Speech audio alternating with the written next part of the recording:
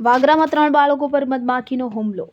ભરૂચના વાગરા સ્થિત જગલ ખાતાની કચેરી નજીકમાં આવેલ ઝાડ ઉપર પાલો પાડવા માટે ચડેલા કિશોરો પર મધમાખીઓએ હુમલો કરતા 8 થી 10 ફૂટ ઉપરથી કૂદકો મારી કિશોરો નીચે કૂદી પડ્યા અને બચાવની બૂમો પાડતા વાગરા મામલતદાર કચેરીના કમ્પાઉન્ડમાં પહોંચી નીચે પડી આરોટવા લાગતા કચેરીમાં પણ એક સમય નાસભાગ મચી જવા પામી. તે બાળકની ચીસો સાંભળી મહેસૂલ વિભાગના નવનિયુક્ત નાયબ મામલતદાર સંજય ખાતરીનાઓ મદદે દોડી આવી બાળકની સારવાર હેઠળ ખસેડી માનવતાનું કાર્ય કર્યું.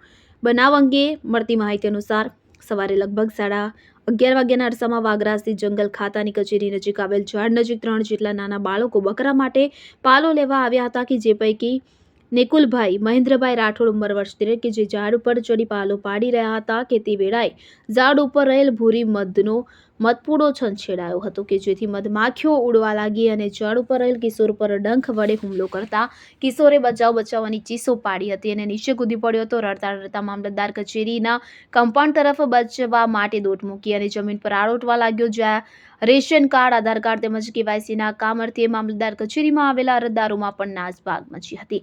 એક નાનું બાળક કે જે મધમાખીના ડંખથી બચાવવા માટે બૂમો પાડી રહ્યું હતું છતાં કોઈ પણ તેને બચાવવા માટે આગળ આવ્યું ન હતું. તે સમયે વાગરા મામલતદાર ઓફિસમાં મહેસૂલ વિભાગમાં નવા આવેલા નાયબ મામલતદાર સંજયકુમાર ખત્રીએ કંઈ પણ પરવા કર્યા વિના પોતાના ટેબલ ઉપરનું તમામ કામકાજ પડતું મૂકી નાના બાળકને ભૂરી મધના હુમલાથી બચાવવા માટે દોડી આવ્યા હતા અને બાળક ઉપર રહેલી મધમાખીઓને રૂમાલથી ખસેડવાની કામગીરીમાં જોતરાઈ ગયા હતા અને ત્યારબાદ બાળકને તાત્કાલિક નજીકમાં આવેલ સામૂહિક આરોગ્ય કેન્દ્ર ખાતે સારવાર હેઠળ ખસેડી માનવતાનું ઉત્તમ ઉદાહરણ પૂરું પાડ્યું.